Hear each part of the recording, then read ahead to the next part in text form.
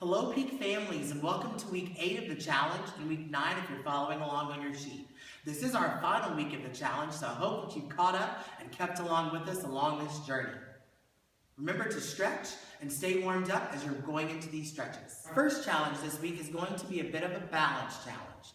We're going to start on one leg with a slight bend in the knee, extending the other leg behind us and arms in front.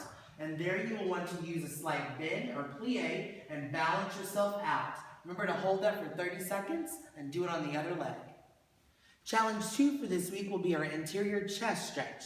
Now you can do this in the doorway of your home, but I'm going to be doing it on the bar.